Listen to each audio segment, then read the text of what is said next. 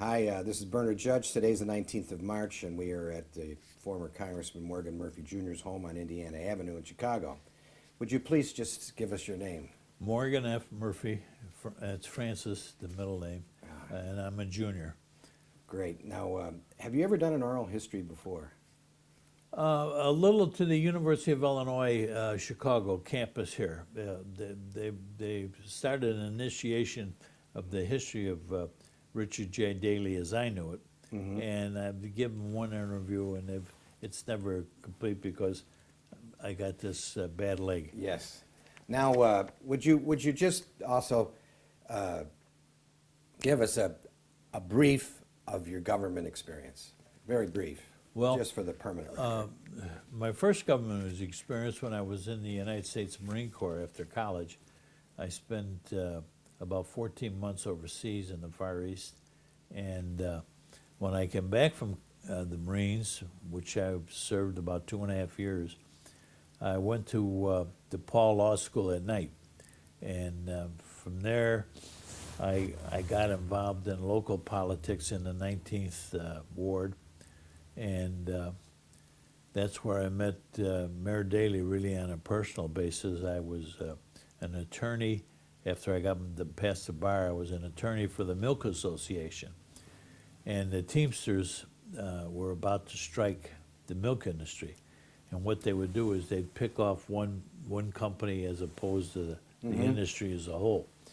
So we all sat around and agreed to lock out the Teamsters if they did start a strike, which they did do. And we locked out all the dairy shut down, weren't delivering milk. And that was to grammar schools and high schools too. And that's how Mayor Daley got involved in it. And he brought us all to his office. And over a period of about a month or two, serious negotiations, I got to know him and he got to know me on a personal basis. Okay, so then what happened next then in your government career? The next thing you know is when I passed the bar, he asked me if I would be a member of the Liquor Commission when we heard cases on the suspensions of liquor licenses, shootings, brawls, fighting back and forth. And then it was interesting, one night during the race riots on the west side, Cafe Bohemia was open after the curfew that was set by the federal government. And one of my first things I did when I went to the Liquor Commission, I saw a table over there, a bunch of boxes with cases on there, "Don't touch FBI." So I said to the sergeant that was the clerk there, "What are those cases?" And he said, "Those are FBI cases, and we haven't got around to those yet. We don't want to hear any FBI cases." And I said, "Well, I'm going to hear them." Set them up, and I heard them. And one of the things was Cafe Bohemia, and our superintendent and other high-ranking police were found to be eating in there after dark. It's Ben Willis, the superintendent, or the police superintendent? Police superintendent was Rochford, I believe. Rochford, okay. And a couple of his chief deputies. And anyhow, I heard the case, and I found I found out what the facts were. And I okayed the liquor license to stay, and it was just a matter of miscommunication between the police department and the owner of the Cafe Bohemia. Right. But then I got to meet Daley on that, and then as 1968 approached, he came to me one day and he said, "I would like to appoint you as head of the host committee for the city of Chicago." I had no idea what that involved, and then he told me, and I talked to former hosts of Democratic conventions, and had to do providing rooms, cars, any favorite senators or congressmen that I could do something for, the city could do something for. And I had, for instance, I had about 1,000 cars down at Soldier Field parked there.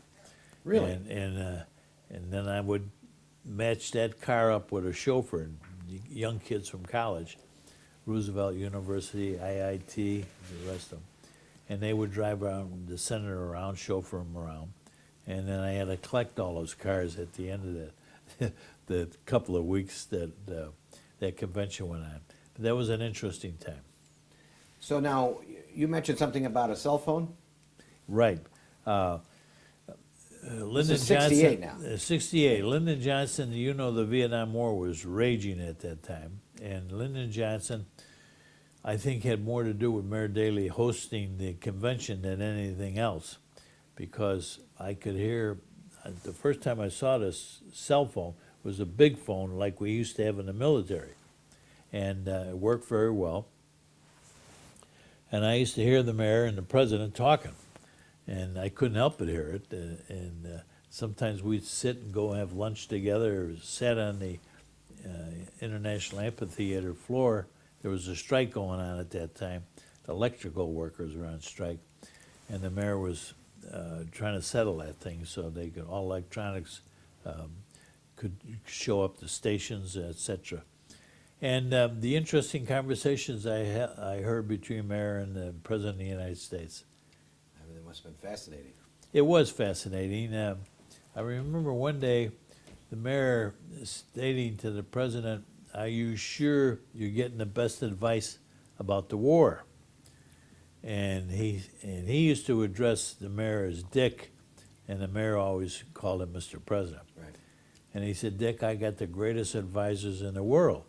And sometimes Daley would say, "Well, sometimes you need new advisors. You got to get different advisors, because what I'm hearing from the young people, they're really against this, and there's a movement to not only disrupt the convention, but also in the United States that they want out of this thing. They don't think this war is just, even, and is being fought the right way. And the South Vietnamese aren't doing their part." But he was very, very accommodating to the President of the United States, and he went out of his way to make sure it worked. Were you on the floor the night of the convention? Yes. Were you sitting close to the mayor? Yeah, right, I was. In fact, sometimes he had something for me to do, I'd leave. I had a car, I would leave and come back. The night of the riot, I had to go someplace, and he said, "You be very careful. I'm getting messages that there's a riot going on, and I don't want anybody to get hurt." And my wife was at the Conrad Hilton. She was the head of the host committee there.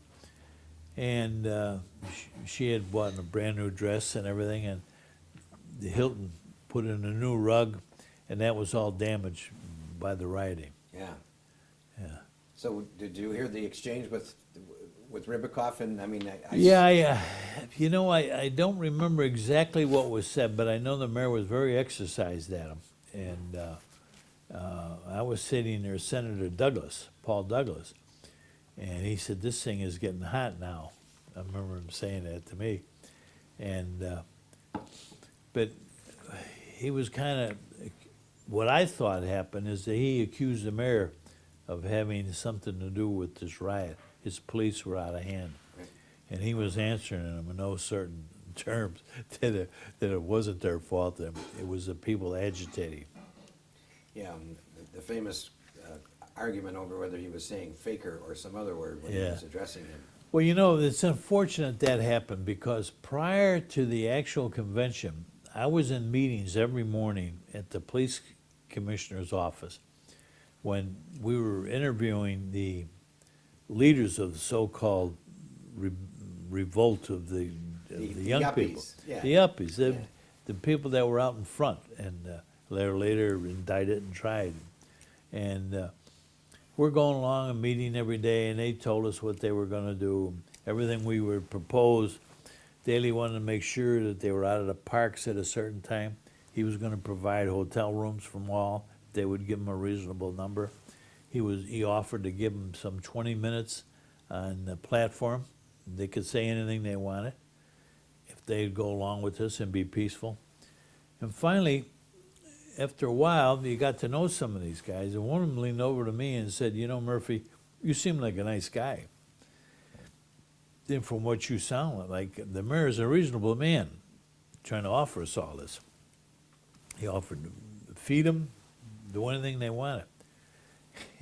And this guy said, whether this town is Chicago, San Francisco, Blue Island, Illinois, we're here to tear this town apart because we know we're going to be on television and we know we're going to have the spotlight on this war, and this is our time to do damage.